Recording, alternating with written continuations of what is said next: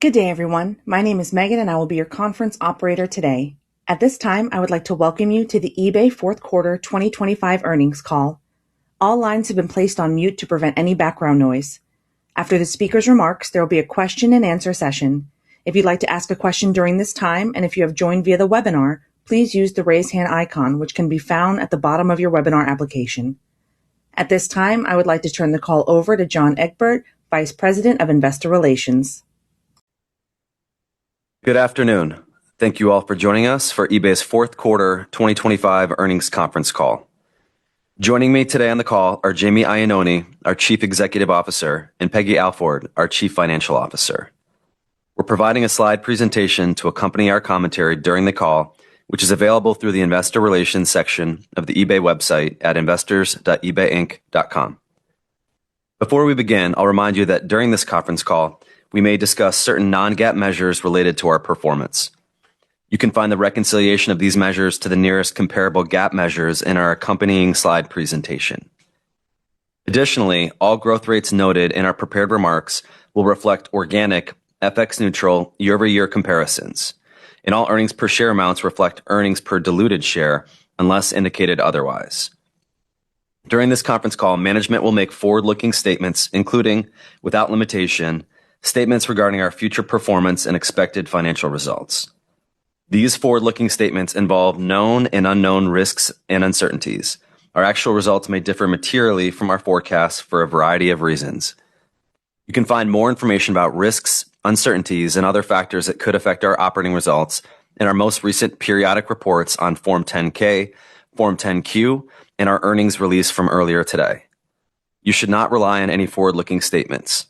All information in this presentation is as of February 18th, 2026. We do not intend and undertake no duty to update this information. With that, I'll turn the call over to Jamie. Thanks, John. Good afternoon, and thank you all for joining us today. We finished 2025 with incredible momentum as we delivered Q4 results that meaningfully exceeded our expectations. Before I get into the details of the quarter, I'll start with some highlights for the full year. Gross merchandise volume grew by nearly 6% to approximately $80 billion globally in 2025, while U.S. GMV grew by nearly 10%. Importantly, our growth was broad-based across all of our most established strategic priorities. First, focus category GMV growth accelerated to over 12%.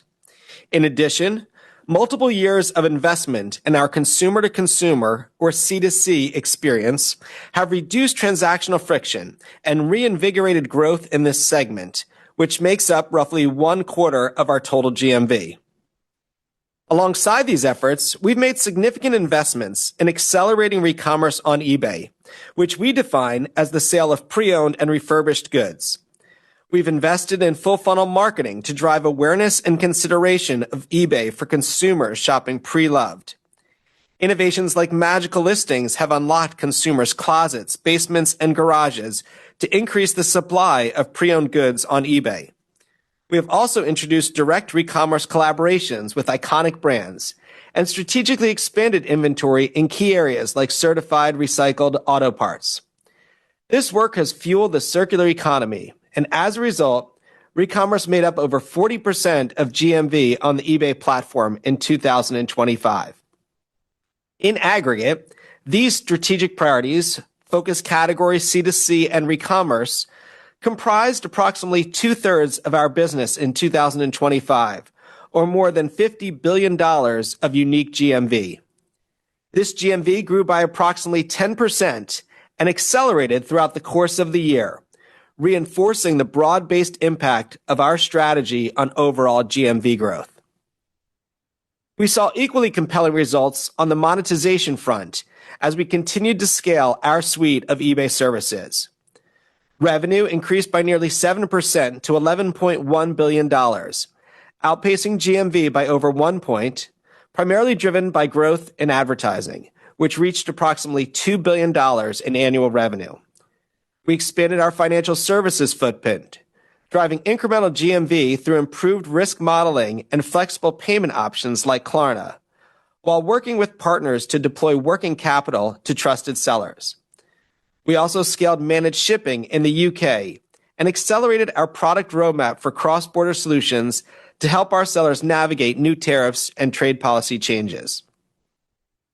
Our top-line outperformance throughout 2025 enabled us to accelerate investments in areas like eBay Live, vehicles, and full-funnel marketing to support key categories and geographies. We balanced these investments in strategic growth vectors with operational discipline, which enabled us to grow non-GAAP operating income by roughly 7% to nearly $3.1 billion. Lastly, we created significant shareholder value by growing non-GAAP earnings per share by 13% to $5.52, while returning approximately $3 billion of capital to shareholders through repurchases and dividends. These results meaningfully outperformed our expectations entering the year, highlighting our ability to navigate a dynamic macro environment and an increasingly complex global trade landscape. We also shared some exciting news today alongside our fourth quarter results. eBay has entered into a definitive agreement to acquire Depop for approximately $1.2 billion in cash. This acquisition further strengthens our C2C value proposition, augmenting our organic momentum with a leading circular fashion marketplace that brings complementary strengths and demographic reach. I'll share more on this transaction shortly, and Peggy will discuss some of the financial details and forward-looking implications. But first, I'll discuss the key drivers of our strong Q4 performance. The collectibles category had another standout quarter and was the largest contributor to GMV growth in Q4. Driven by continued strength in trading cards, growing contributions from our off-platform marketplaces, TCG Player and Golden, and a notable acceleration in other subcategories like bullion and collectible coins amid unique demand for precious metals in recent months. Within trading cards, we continue to leverage AI to extend our industry-leading value proposition. In Q4, we launched early access to a new AI-powered card scanning experience powered by a set of proprietary models trained on over 40 million card samples. Now, users can scan a single photo to instantly detect their exact card and parallel, while also surfacing historical prices, PSA population data, and other valuable insights. This eliminates time-consuming manual research and helps collectors decide when to buy, sell, or grade valuable trading cards.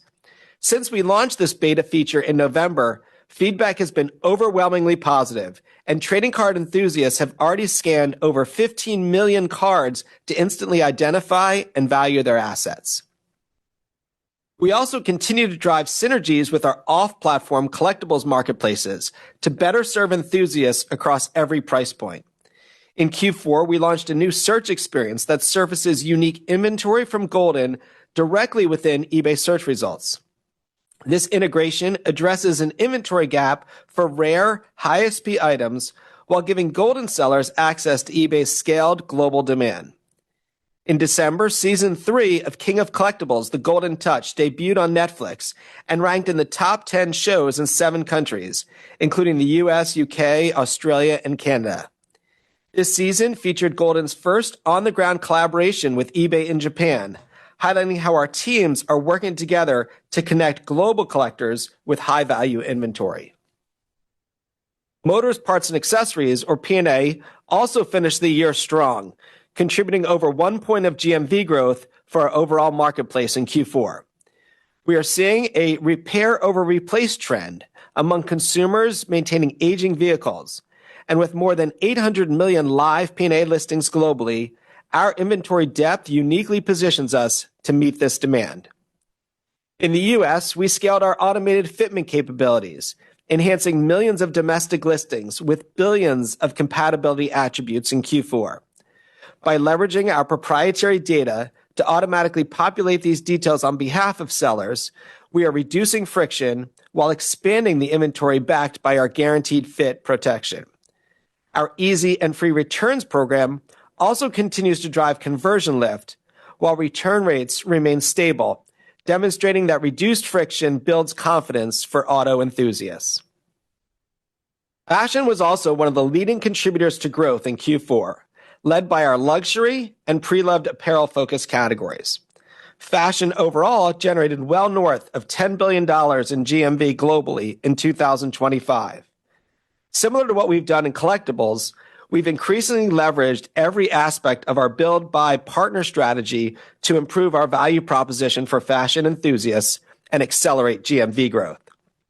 On the build side, we've completely reimagined the selling experience through multiple iterations of our magical listing technology. We modernized the fashion shopping journey by expanding our AI-powered discovery platform from the UK into the US, Germany, Australia, Italy, and France. We invested in technology and talent to broaden the authenticity guarantee program to cover more categories, brands, and price points, including optional authentication to enhance trust for lower ASP goods. And eBay Live has been particularly impactful for fashion, as the ability to storytell and showcase inventory in real time enables sellers to build immediate trust with their community and ultimately drive greater sales velocity for their stores. Our work with key partners also contributed to a notable improvement in consideration of eBay in fashion throughout the course of 2025. Partnerships with Love Island, Condé Nast, and Vogue Vintage Market helped elevate the perception of eBay as a trusted place to shop. Passionate eBay advocates like Chappell Roan and Emma Chamberlain have raised awareness of eBay's fashion offering during some of the biggest cultural moments for enthusiasts like the Met Gala. Our collaboration with Marks & Spencer, one of the UK's most iconic retailers, enables consumers to drop off apparel at hundreds of store locations to be resold on eBay. And our certified by brand and pre-loved partner programs have enabled many more of the world's leading brands and trusted resellers to increase the breadth and depth of fashion inventory on our marketplace. Our momentum in fashion has meaningfully benefited organic growth in our marketplace, with fashion serving as the second largest contributor to our US GMV growth in Q4, with particular strength in C2C. We complemented this organic momentum with the recent acquisition of Ties, a leading C2C marketplace in the Nordics, which further extends our value proposition globally. And now, we're excited to further expand our total addressable market in C2C with the acquisition of Depop, which is a natural strategic and cultural fit with our company, offering clear opportunities for synergies between our respective marketplaces. Depop has established itself as a leading C2C fashion marketplace that currently serves a base of approximately 7 million active buyers and 3 million active sellers, with most of its audience under the age of 34. Depop facilitated approximately $1 billion in gross merchandise sales in 2025, with nearly 60% year-over-year growth in the U.S. market. This acquisition is compelling on a number of fronts. Recommerce is one of the fastest growing segments in global retail, led by Gen Z and millennial consumers who prioritize sustainability, individuality, and value. These consumers are accelerating the shift towards circular fashion through social-driven shopping behaviors. Depop's mobile-first, social-forward experience has cultivated an extremely engaged user base that complements eBay's global scale. For instance, over 1/3 of Depop buyers listed one or more products on the marketplace in 2025. And this engagement fuels a sell-to-buy flywheel that drives sales velocity across a broad array of brands and price points. I'm confident this acquisition will drive meaningful benefits for users across both eBay and Depop. Depop's seller and buyer communities will gain access to eBay's suite of value-added services, including financial services, shipping and cross-border trade solutions, as well as trusted experiences like authenticity guarantee. Depop strengthens eBay's leadership in C2C, broadens our demographic reach, and expands our presence in fashion and adjacent lifestyle categories. Similar to how we've demonstrated the power of cross-listing inventory with Golden in collectibles, we see a clear opportunity to replicate that success with Depop, given its complementary range of brands and price points. Integrating Depop into eBay's portfolio should further reinforce our customer proposition in a rapidly evolving recommerce environment and ultimately drive long-term value for shareholders. Another emerging growth vector we're excited about in 2026 is the momentum we're seeing in eBay Live. eBay Live is rapidly evolving into a multi-category shopping destination as we diversify our inventory and programming beyond collectibles. Fashion is becoming a more significant growth driver, particularly in luxury watches. During the holiday season, we achieved a single-day record for eBay Live GMV on Black Friday, including approximately $2 million of sales during a single event. In recent weeks, eBay Live GMV is tracking at an annualized run rate roughly 7 times higher year over year, led by rapid growth in the U.S. market. In Q4, we expanded our global footprint by launching eBay Live in Germany and Australia, followed by recent additional launches in France, Italy, and Canada in Q1. 2025 was also a watershed year for horizontal innovation, as our proprietary AI infrastructure enabled us to transition from generative AI pilots to scalable agentic experiences that actively do more of the hard work for our sellers and buyers.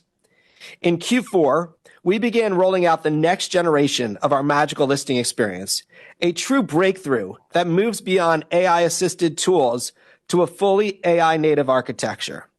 Unlike prior iterations, where we integrated generative AI technology into legacy workflows, this new experience leverages AI agents from the start to autonomously build listings from images alone. Now, any smartphone camera can act as an AI agent that guides you on which photos to take for your specific product to increase the likelihood of a sale. In the background, AI agents create the title, category, and item specifics by leveraging advanced models and our product knowledge graph. AI also provides intelligent pricing recommendations based on real-time transaction data, helping sellers balance velocity and price realization to optimize their cash flow. The early results have been powerful. After making this the default listing experience for all new and reactivated listers on iOS and Android in the US, we have seen a more than 1/4 decrease in average listing time and greater than 50% increase in new listing creation rate, double-digit percentage increases in sold items and GMV per lister, and customer satisfaction exceeding 95%. We are continuing to fine-tune the experience and are excited to bring this game-changing capability to more countries and seller cohorts over the coming months, further unlocking our total addressable market in re-commerce. For buyers, we are redefining discovery through agentic search, which we started rolling out to a subset of our US mobile traffic in December. This technology allows buyers to shop using natural language in a back-and-forth dialogue, just like they would with a knowledgeable sales associate that understands their style, preferences, and shopping history. As a result, new buyers are able to seamlessly filter results and more easily discover the amazing breadth and depth of inventory on eBay, just like enthusiasts have been able to do for many years. As this technology is built into the core search experience rather than off to the side, it's important that it's scalable. We've powered this experience using a set of lightweight proprietary models that leverage a query agent to classify intent, which enables us to effectively balance the trade-offs between latency, compute costs, and query optimization quality. We plan to scale agentic search to more users throughout 2026, laying the groundwork for an even more personalized shopping journey for our customers. In October, we launched eBay International Shipping, or EIS, in Canada, our third largest corridor for U.S. imports. This rollout brings the benefits of our U.S. program to Canadian sellers, including delivery duties paid functionality and the automated application of country of origin data. Our Canadian seller ramp has progressed ahead of schedule and will continue to expand seller and listing eligibility in 2026 as we refine our offering. In Q4, we also enabled business sellers in Germany to access SpeedPack, our end-to-end cross-border shipping solution enabled through a joint venture, which was already offered in Greater China and Japan. SpeedPAK automates customs documentation and tariff calculations, simplifying compliance for small businesses that lack the resources to manage these changes independently. In Japan, where SpeedPAK has seen strong adoption, SpeedPAK is now utilized for the majority of direct shipments to the U.S., ensuring a reliable, transparent experience for buyers. Importantly, between EIS and SpeedPAK, we now have cross-border solutions in place for our largest corridors importing goods to the U.S., and will continue to ramp shipping solutions to additional corridors throughout 2026. I'm also pleased to share that we closed out 2025 by exceeding our ambitious 5-year impact goals. From 2021 to 2025, we set out to drive $22 billion in positive economic impact from the sale of pre-loved and refurbished goods on our platform. Based on our outperformance in recommerce, we estimate we achieved a cumulative positive impact of close to $25 billion. We also helped prevent nearly 8.2 million metric tons of carbon emissions from entering the atmosphere, above our target of 8 million. Lastly, we estimate over 360,000 metric tons of waste were diverted from landfills from recommerce on eBay, exceeding our target of 350,000. These results demonstrate how promoting the circular economy delivers tangible environmental benefits while creating meaningful economic value for our global community. In closing, 2025 was a milestone year for eBay. We accelerated GMV growth to nearly 6%, with 8% growth in the second half of the year. Roughly 2/3 of our GMV was driven by our most established strategic priorities, focus categories, C2C, and recommerce. This GMV grew 10% in 2025 and exited the year growing even faster. I'm incredibly proud to see years of investment and execution reflected in the strength and momentum in our business. At the same time, I'm even more excited about the roadmap for 2026. In addition to scaling our established strategic priorities this year, we plan to accelerate emerging growth vectors like our secure, fully digital transaction solution for vehicles, which serves as a powerful multiplier for our broader eBay Motors offering. Each enthusiast vehicle sold on eBay unlocks further customer lifetime value, driving recurring demand for our P&A business as buyers return to maintain, modify, or restore their newly purchased vehicle. We also have ambitious plans for eBay Live, which has evolved from a fast-growing U.S. pilot at the start of 2025 to a rapidly scaling commerce engine that's available in 7 countries today. By integrating live shopping directly into our core experience, we are building a new flywheel that allows enthusiasts to discover, interact, and transact in real time across many of our strongest categories. Lastly, I've never been more optimistic about our AI roadmap as we start 2026, as we build upon the robust technical infrastructure and the foundry of proprietary models that we've developed over the past year. This foundation enables us to further raise the bar for innovation, unlock our decades of proprietary data, and deliver hyper-personalized agentic experiences that anticipate our customers' needs and drive tangible value for our business. I want to thank our employees for their incredible execution this year and our community of sellers and buyers for their continued partnership. With that, I'll turn the call over to Peggy to provide more details on our financial performance. Peggy, over to you. Thank you, Jamie. I'll start with our financial highlights for the fourth quarter. GMV grew over 8% to $21.2 billion. Revenue grew over 13% to $2.96 billion. Our non-GAAP operating income grew over 11% year over year to $775 million. Non-GAAP earnings per share grew nearly 13% year over year to $1.41. And we returned $756 million to shareholders through repurchases and cash dividends, demonstrating our continued commitment to capital returns. Now, let's go deeper into the key drivers behind our strong Q4 performance.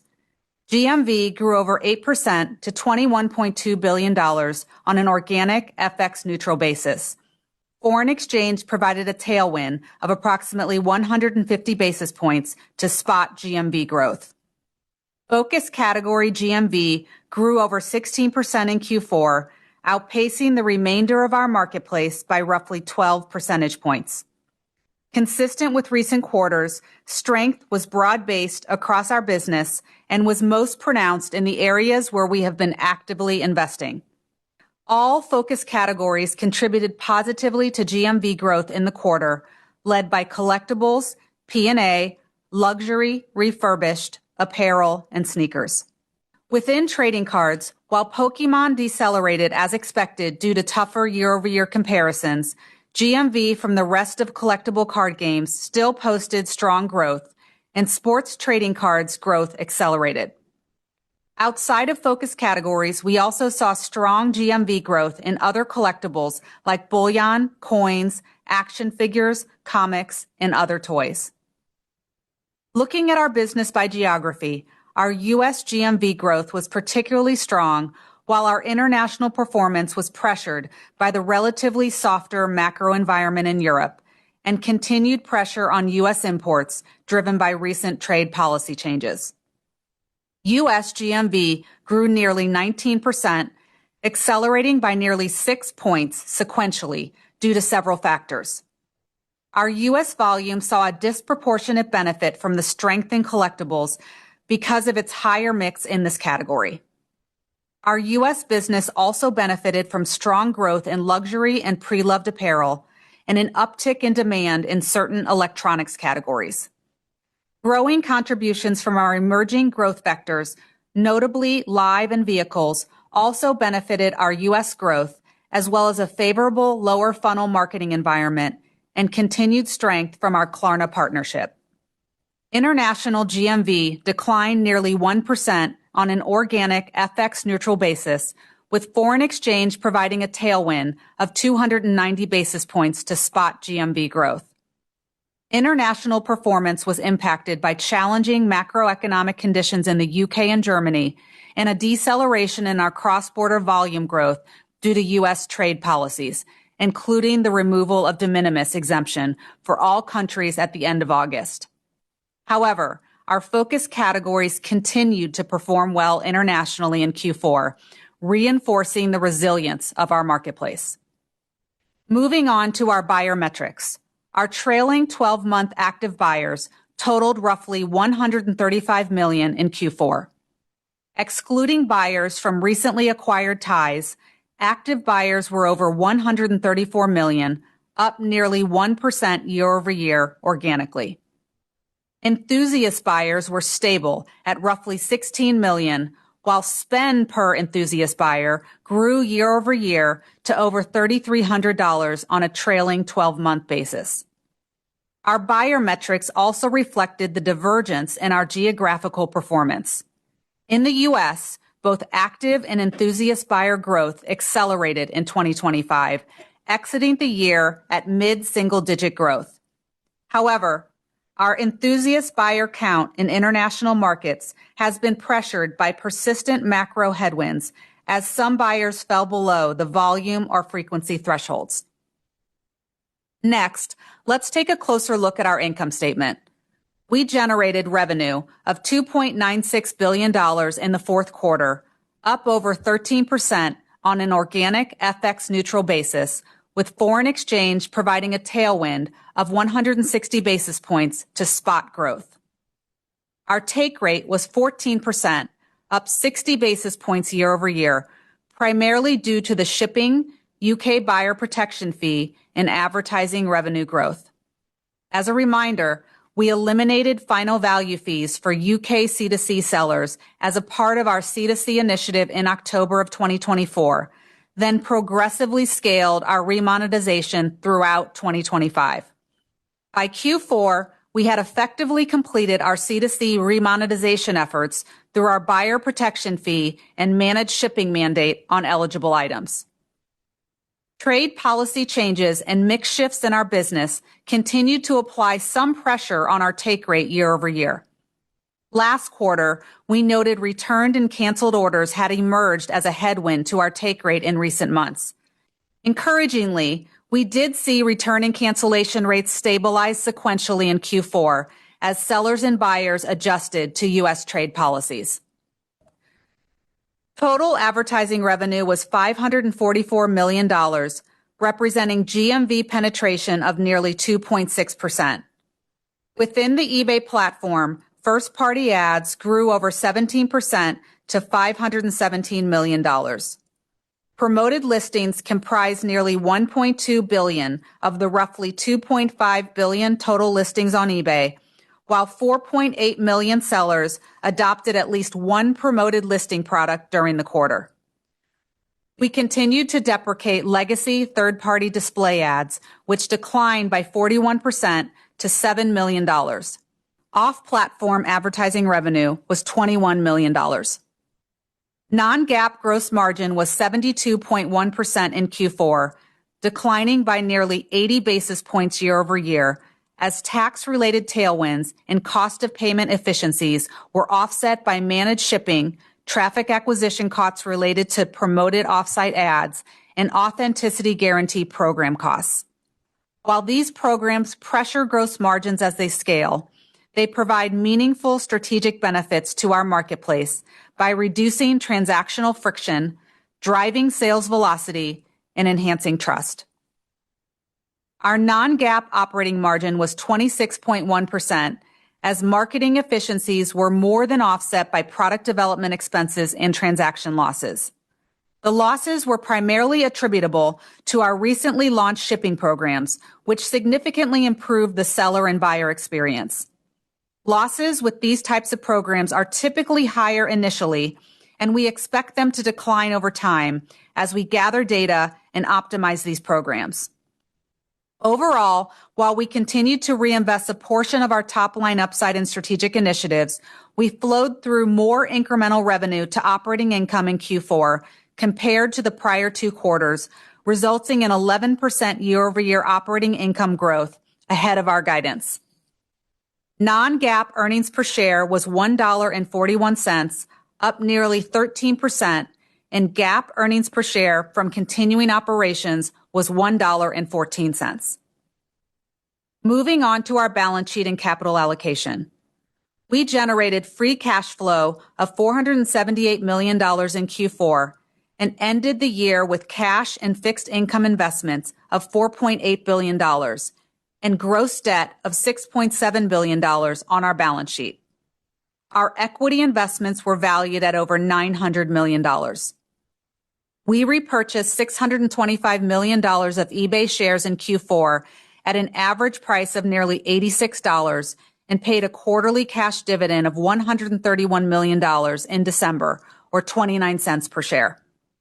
Before I discuss our outlook, I'd like to point out two accounting policy changes we are making starting on January 1st, 2026. First, we are adopting a new accounting standard for internal use software, and as a result, we will expense all product development costs starting this year, reducing the amount of capitalization. We are providing a recast of the 2024 and 2025 income statements in the appendix of our earnings presentation, which offers a comparable baseline to the financials we'll report starting with Q1. My upcoming comments on Q1 and 2026 growth rates are based on the recast financials. Second, since we first launched our UK managed shipping program over a year ago, we have expanded our partnerships with carriers and provided sellers with more choice and control over which shipping services buyers can select. Given the increased flexibility for sellers, we are switching our accounting treatment for this program from gross to net revenue recognition, which will modestly pressure our take rate in 2026. Now I'll share some thoughts on 2026, starting with our outlook for the first quarter. We expect GMV between $21.5 and $21.9 billion for Q1, representing total FX neutral growth between 10 and 12% year over year. Based on current exchange rates, we estimate FX would represent a roughly 450 basis point tailwind to spot GMV growth in Q1. Our guidance assumes continued strength from our strategic priorities, driven by focus categories, C2C, and re-commerce. Our year-over-year GMV growth is also expected to benefit from continued efficiency in lower funnel marketing and our Klarna partnership, which each emerged as more noticeable growth drivers in Q2 of last year. In addition, we do expect increased growth contributions from what we perceive as less durable growth drivers, including bullion and collectible coins. We forecast revenue to be between $3 and $3.05 billion, implying total FX neutral growth of 13 to 15% year over year. Based on current exchange rates, we estimate FX would represent roughly 310 basis points of tailwind to spot revenue growth.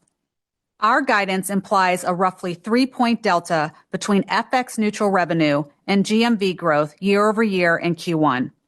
Continued healthy growth in advertising is expected to be a contributor to this delta. A portion of this delta is also related to the lapping of our phased remonetization of UK C2C volume last year, but this component will no longer be a tailwind in Q2 as managed shipping revenue faces lapping pressure from the aforementioned accounting change. We expect non-GAAP operating income growth between 11 and 16% year over year in Q1, implying non-GAAP operating margin between 28.3 and 29.2%. Our strong operating income growth reflects disciplined reinvestments in strategic priorities and healthy flow-through to the bottom line. We forecast non-GAAP earnings per share between $1.53 and $1.59 in Q1, representing year-over-year growth between 12 and 16%. Our EPS guidance implies the net interest and other line item is roughly neutral in Q1 due to one-time items. Next, I'll share our preliminary views on the full year, excluding the potential impact of the pending Depop acquisition, which I will outline separately. For 2026, we are planning our business around the assumption that year-over-year GMV growth is similar to 2025 on an FX neutral basis, reflecting the continued momentum we're seeing from our established strategic priorities and increased contributions from emerging growth vectors this year. We expect this strong GMV growth despite the incremental impact of tariffs and other lapping considerations we identified last quarter. These impacts are not expected to be linear from quarter to quarter, influencing year-over-year growth rates in 2026. However, on a 2-year stack basis, our commentary suggests GMV growth is relatively consistent between Q2 and Q4, implying strong underlying growth trends. We are planning for revenue growth to be in line to slightly ahead of GMV for the full year on an FX neutral basis, as healthy growth in advertising revenue is expected to be partially offset by mix shifts in our business, including higher growth contributions from live and vehicles. We believe these emerging growth vectors will contribute long-term top and bottom line growth and improve the health of our marketplace. We expect non-GAAP operating income growth between 8 and 10% year over year in 2026 as we balance reinvestments in our strategic priorities and emerging growth vectors with strong flow through to the bottom line. Importantly, we will continue to be disciplined in our investments and drive operational efficiencies in our business whenever possible. We expect non-GAAP earnings growth to be relatively in line with non-GAAP operating income in 2026 due to below-the-line items that are expected to roughly offset the EPS accretion from our share repurchases.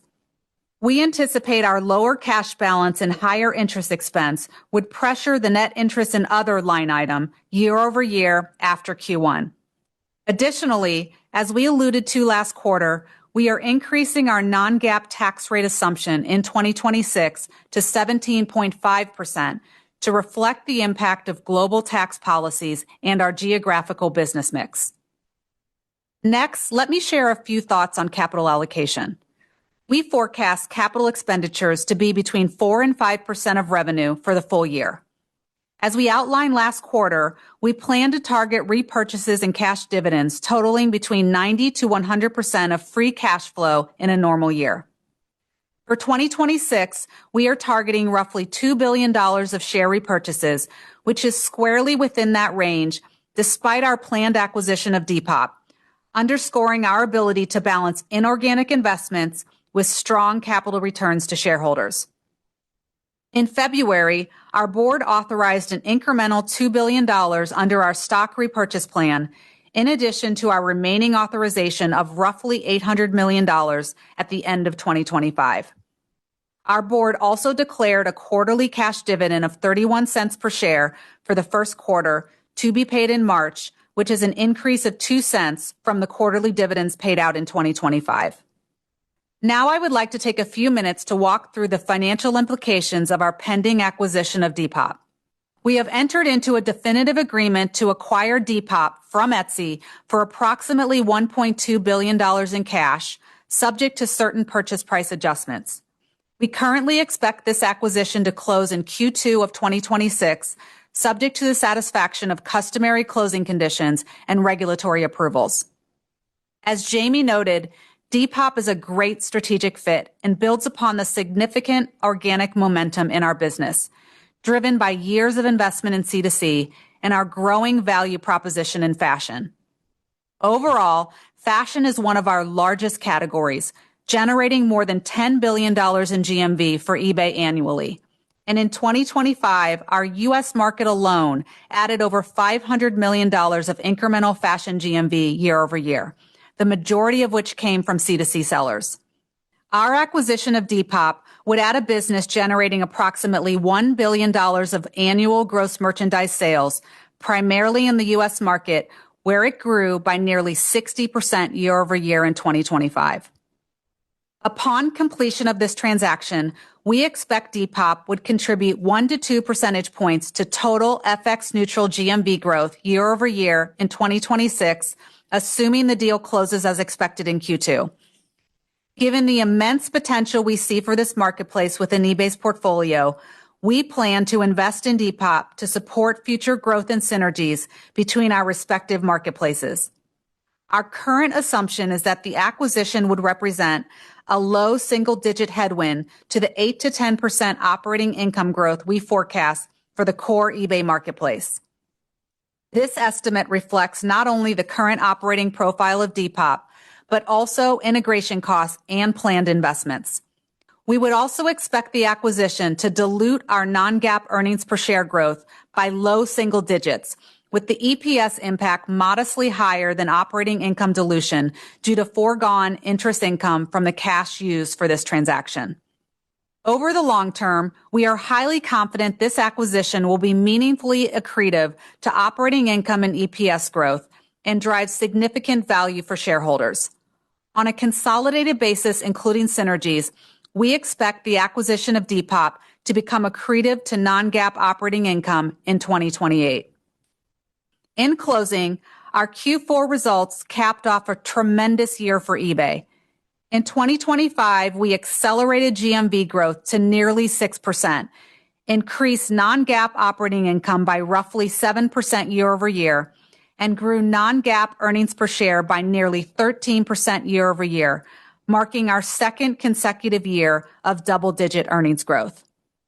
We demonstrated our ability to accelerate growth, invest in our strategic priorities, and transform the eBay experience through AI, all while delivering strong bottom-line results and healthy capital returns to shareholders. Despite a full year of impact from trade policy changes and the lapping considerations we've laid out, our outlook for 2026 implies another strong year of balanced top and bottom-line growth, with our investments supporting an exciting innovation roadmap for our customers. With that, Jamie and I will now take your questions. We will now begin Q&A. For today's session, we'll be utilizing the raised hand feature. If you'd like to ask a question, simply click on the raise hand button at the bottom of your screen. If you have dialed in, please press *9 to raise your hand and *6 to unmute. Once you've been called upon, please unmute yourself and begin your question. Please limit to one question and one follow-up before jumping back in the queue. Thank you. We'll now pause a moment for the queue to assemble. Our first question will come from Nikhil Devnani with Bernstein Research. Please unmute and ask your question. Hi, thank you for taking the question. Jamie, it's pretty staggering to see numbers like 10 to 12% consolidated growth, given where things were only a few quarters ago. I know you've acknowledged already some of the shorter term benefits in a few categories, but when you look beyond that, it seems like there's been some sustained acceleration, just generally for you in the US. So my core question here is, I guess, what's changed? Have you seen step-ups in conversion rates? Have you seen influx of new customers to some of those other core categories? Like, what's driven this improvement across the board in the domestic market? Yeah, look, thanks for the question, Nikhil. What I feel great about regarding Q4 and the broad-based strength we're seeing.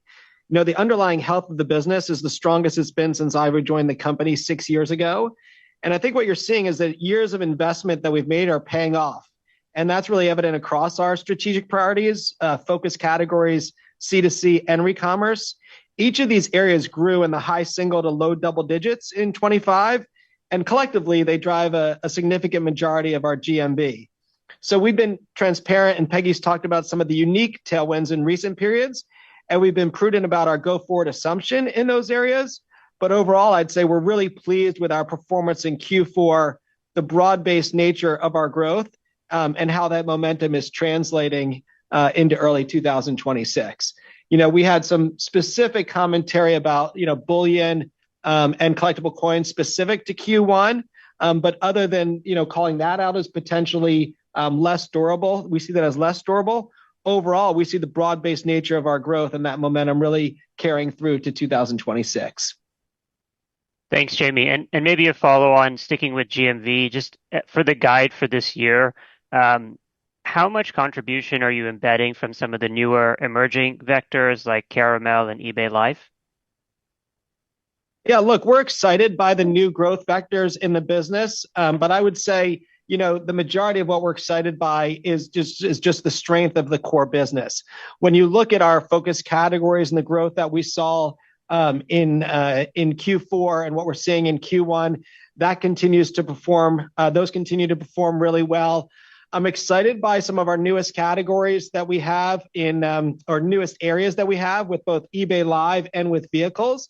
We're seeing a nice run rate in eBay Live, a 7x run rate for year over year. But I would say, in general, our strategic priorities around focus categories, C2C, and re-commerce are going to be consistent and strong drivers for us in 2026.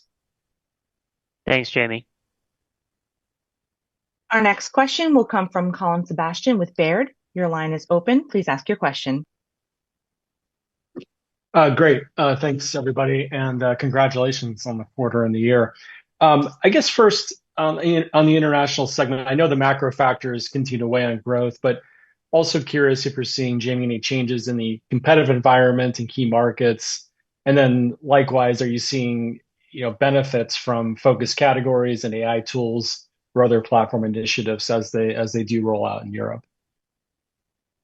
Yeah, thanks for the question. Clearly, it's a dynamic macro environment and a clear divergence between the US and our international markets in Q4. In the US, while we faced uncertainty relative to trade policy, consumer demand has remained resilient, and we saw broad-based strength across categories in Q4. I would say, in contrast, Europe has been more challenged as consumer confidence remains low and retail sales trends are subdued there. But what I would tell you is, the focus category stuff that we've rolled out internationally has been performing well. The C2C initiatives that we've been driving continue to perform well in that market. We recently expanded eBay Live to a number of our other markets across Germany, France, Italy, and Canada. And so overall, we feel like we're well positioned, and the things that are working in the US are working as well internationally. It's just a very different macro environment from what we're seeing in the US. Got it. Okay, and then maybe my follow-up is on the agentic side. I know it's really early, but at a higher level, what sort of user behavior changes are you expecting as this rolls out on the buyer's side? Does this impact your advertising business? and also maybe the architecture for how you're building this out to connect with partners like OpenAI. Thank you. Yeah, look, we feel really well positioned to bring a differentiated experience to agentic commerce, which makes us really confident we'll be a long-term beneficiary of this trend. The first thing I'd hit on is the experiences that we're building on eBay, leveraging this technology. Our next generation of magical listing is really a game changer. It's an AI native solution that leverages our product knowledge graph, that leverages 30 years of data, and builds this amazing experience where we essentially do everything for you in the background. I've been doing this for a long time, in decades, and having a new product roll out with 95% customer satisfaction shows you the strength of what we're building using these tools. I would say the same thing with agentic search and what we're seeing as people pilot that and the ability to use natural language against our inventory. But the other thing I would tell you is that, the other reason we feel well positioned is our inventory is really different from most marketplaces. Roughly 90% of our GMV is non-new in season, and 2/3 of that intersects with focus categories, recommerce, or with C2C. So these are highly considered purchases of unique items. Think used, refurbished, collectible, or luxury items where conditions, scarcity, and the human judgment matter. The last thing I'd say is that, all the work that we've done in our experiences with trust plays a huge differentiator for us and a real structural advantage. You think about seller feedback, authenticity guarantee, and the post-transaction protections that we provide. That's hard to replicate, along with financial services and global shipping solutions really do kind of reduce the transactional friction for buyers and sellers. So all of these factors, I think, put us in an incredibly strong position to thrive in an agentic AI world. And I'm really excited by the investments that we're making and the customer responses to how we're using that technology on the eBay experience. Your next question will come from Ross Sandler with Barclays. Your line is open. Please ask your question. Great. Hey, guys. Hopefully you can hear me. Yeah, we can hear you, Ross. Excellent. Okay, so just two questions. One on the full year 26 guide. You guys have talked about how we're going to lap some of these like non-durable things in the second half of 26. Could you just talk about how you're thinking about like the growth cadence throughout the year and some of the like durable versus non-durable as we get into the second half? And then on Depop, so those guys have done a great job in their US side of the business, and I think the international has trailed the US performance. So how is like combining eBay and Depop potentially going to advance the cause on like UK and Australia and frankly just the overall fashion segment at eBay in general? Just curious to hear your comments on that. Thank you. And Peggy, I'll take the first one and I'll take the second. Sure. Thanks for your question, Ross. So, we feel really good about the broad-based strength that we're seeing. As Jamie mentioned, they're really focused on our strategic priority areas, focus categories, C2C, recommerce. Our commentary reflects the continuation of this strength, as well as we're really excited about the contribution that we're expecting from our emerging growth vectors like live and vehicles. In terms of specifically on lapping, a couple things to keep in mind. So we are expecting a deceleration in Pokemon growth in 26, just given the triple-digit growth that we saw in 25. Although I will point out that we expect healthy overall growth in trading cards. We started seeing a little bit of the deceleration in Q4 of 25, and the comps get a bit tougher as we move throughout the year. Jamie mentioned bullion. We are expecting a significant amount of the acceleration that we saw from Q4 to Q1 was related to just the bullion and collectible uptick. And so we are planning for that to moderate during the year after Q1. We're lapping our US Klarna partnership starting in Q2 of 26. And then we talked last year, in 25, about our marketing efficiency gains in paid search. We'll be lapping those from a favorable competitive dynamic starting in Q2 of 26. So overall, I'd say we believe that the majority of the growth is durable, and we remain very confident in the strength of our business. Just want to point out a few of those factors. Yeah, and then regarding your questions on Depop, look, I'm really excited by the acquisition. I think it's really going to supercharge our C2C strategy in several ways, and it's building on strong growth that we're seeing today, particularly in the U.S. Our U.S. C2C business grew in the mid-teens year over year in 2025, with growth accelerating in 24. And our learnings across the globe have really helped drive that. We're also doing this acquisition from a real position of strength. We're seeing really strong growth in fashion. It's an over $10 billion GMV category for us on eBay, and we've been increasing our investments there. I've been talking about that over recent quarters. In 2025, U.S. fashion grew 10% with even faster growth in C2C. So, if you look at it, we added, over $500 million of GMV in the U.S. in fashion alone. Depop has really prioritized the U.S. market in a world with limited investments. They've been really leaning in, and they've seen really great growth. They've seen 60% growth in the U.S. market, which is obviously great with the strength that we're seeing in the overall business. The last thing I'd say is that Depop brings a younger consumer base, and they're amongst the fastest growing demographic, especially in this sustainability, re-commerce, and fashion piece. And so we see it as a great strategic fit for eBay. It builds on the strong growth we're already seeing in C2C and fashion, and I'm excited about the strong growth potential for both marketplaces go forward.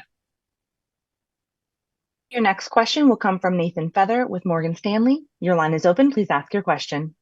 Hey everyone, congrats on the quarter and thanks for taking the question. I guess first, just to follow up on Depop a little bit, interested to hear how you're thinking about the revenue synergies that are available through the Depop deal, and what is that opportunity to drive cross-listing from both Depop to eBay and eBay to Depop? And then just a clarification, Peggy. You said that coins and bullion was the majority of the acceleration from 4Q to 1Q. So just to clarify, that means GMV is still accelerating even excluding the coins and bullion impact. Thank you. Yeah, so let me talk first on what excites me about the Depop from that side and the integration. So first is we'll keep Depop as a standalone brand, experience, et cetera. It's resonating great with consumers. It's growing well, as I talked about, et cetera. But we do see the opportunity to help support that growth and drive it even further by bringing assets from eBay that we've developed over the last couple of years. So think about the authenticity guarantee work that we've done, the shipping and cross-border trade, payments and financial services. In recent years, we've turned more of our back-end resources into services to really help grow not only core eBay marketplace, but other standalone platforms. And I'd probably draw a parallel here for you, Nathan, to what we've done in collectibles. Years ago, we bought TCG Player and Golden Auctions, and you see us now integrating Golden Auctions with a single sign-on experience. We've integrated Golden Listings onto the platform. And I'm really glad we did those acquisitions because they're really helping accelerate the strategy of what we're doing in collectibles.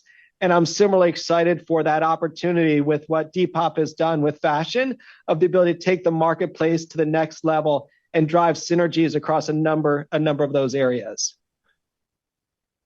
Peggy, do you want to take the second piece? Sure. Just a quick clarification. So, as I mentioned, due to the increases in precious metals, we did see an acceleration in the demand for bullion and coins in Q4, and that continued into Q1.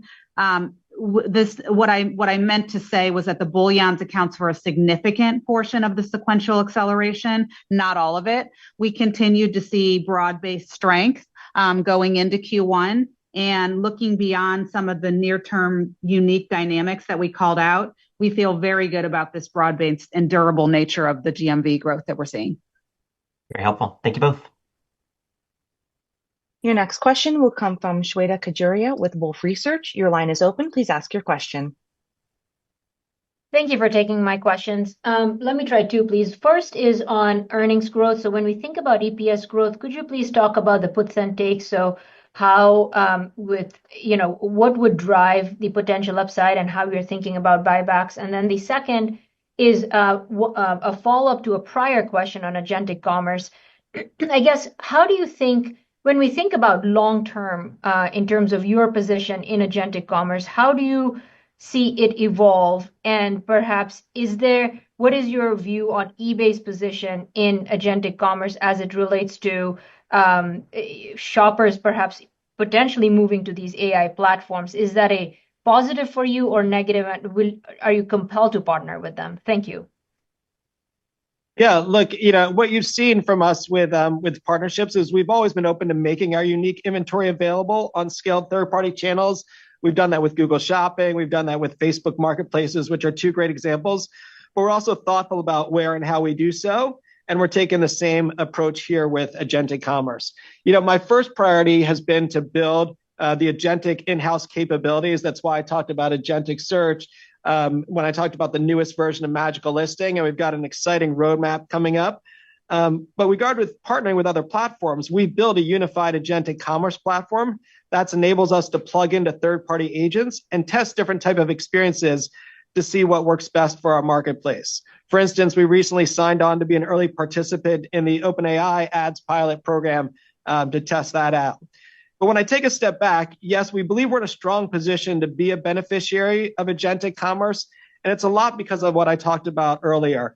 Our inventory is fundamentally different from most marketplaces. It's 90% non-new in season. And we've built a lot of trust and other things around it. When you think about our 16 million enthusiast buyers that we have on the platform that buy 70% of the GMV, they're really driving, sales in this used, refurbished, collectible, luxury, or more considered purchases. So we're going to be very thoughtful about how we do it. And I'm really proud of the technology that we've built to enable us to do so. And we'll continue to develop our platform to create more opportunities that promote discovery of our sellers' unique inventory while we continue to invest internally in building the leading AI experiences for our enthusiast customers. Okay, thanks, Jamie. In terms of your question on EPS and operating income growth, we are expecting strong non-GAAP operating income growth in Q1 in the full year, and we're expecting that to be the majority of what's driving the EPS growth. In terms of our buyback policy and our capital allocation plan, it remains the same. Our first priority is organic investment in the business because we believe that that is ultimately what's going to drive EPS growth. When it comes to excess capital, we have a strong track record of returning cash to shareholders. In a normal year, we plan to target repurchases and dividends totaling between 90% and 100% of free cash flow. For 2026 specifically, we're targeting roughly $2 billion of share repurchase, which is within the range for a normal year, and that's despite our planned acquisition of Depop. This is reflecting our business performance. We have a healthy balance sheet and strong cash flow generation, and so we feel really good about this balance we've been able to achieve between investing in future growth and returning shareholder cash. Okay, thank you very much. That was helpful. Your next question will come from Tom Champion with Piper Sandler. Your line is unmuted. Please ask your question. Hi, good afternoon. Jamie, could you talk a little bit about eBay Live?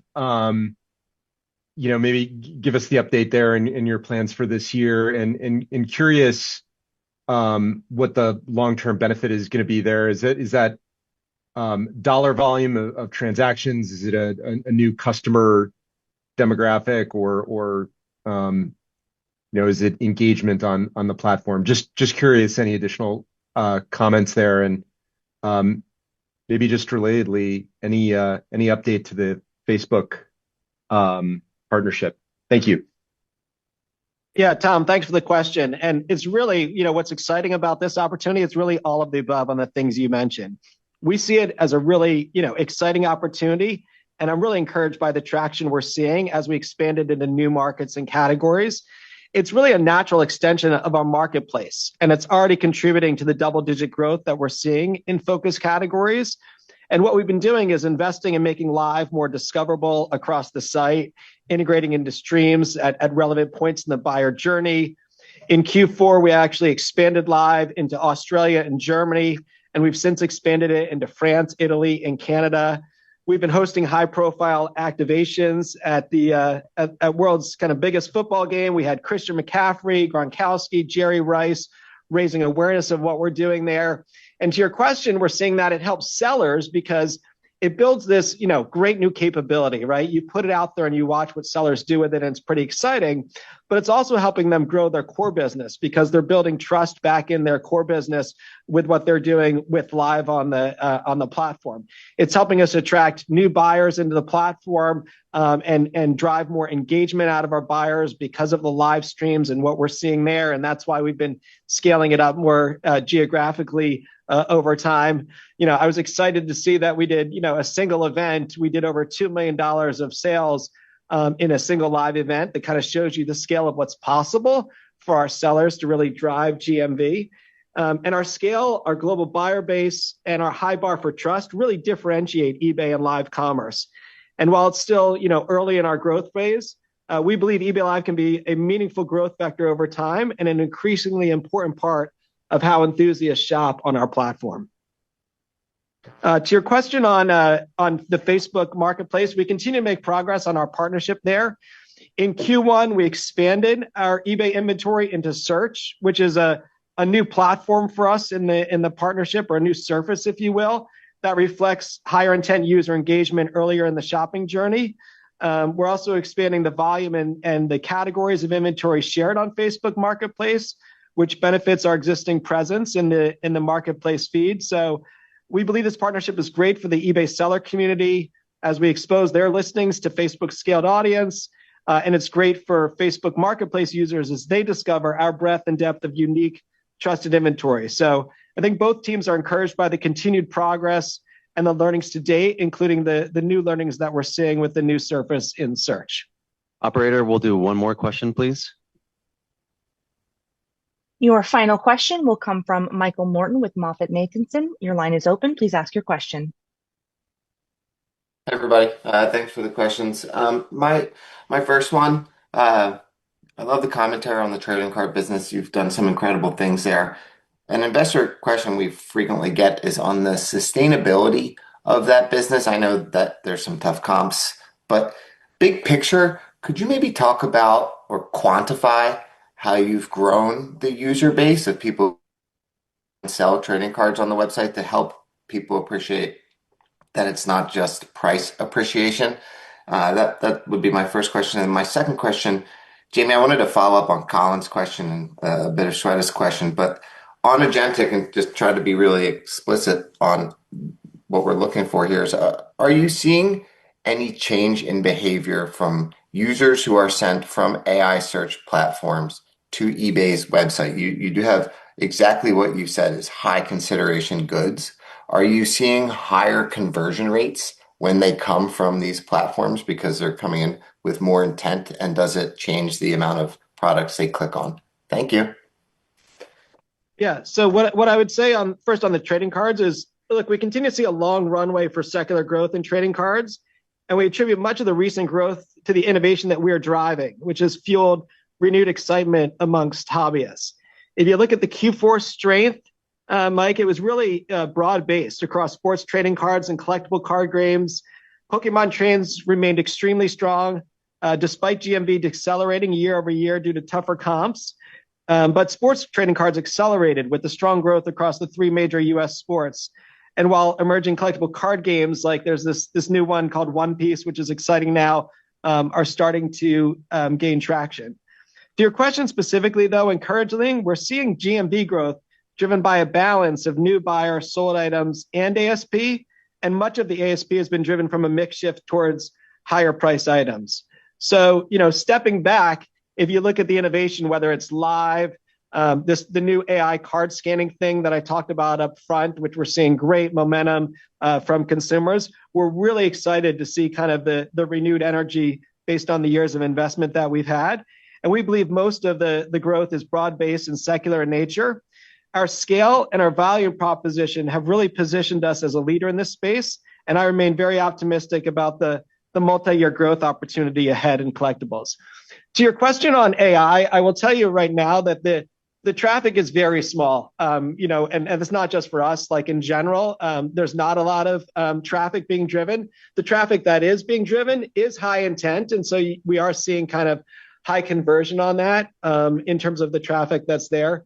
The other thing I would tell you is that, what we're seeing in our own experiences on our platform with the agentic commerce or the agentic search that we're running there is that our enthusiast buyers, especially that are part of the pilot, are really loving the ability to have this back and forth conversation, the ability to kind of refine and filter their items using a agentic search and get to the things that they want. And it's really resonating on the platform. And then I would say the same thing about Magical Listing. I talked about the customer satisfaction of that being at 95%.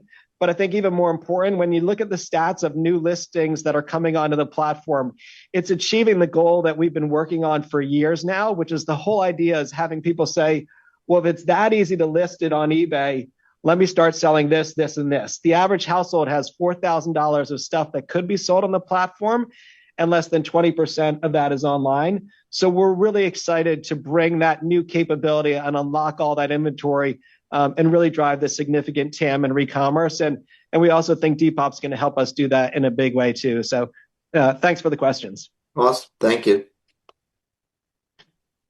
Thank you for joining. This concludes today's call. You may now disconnect.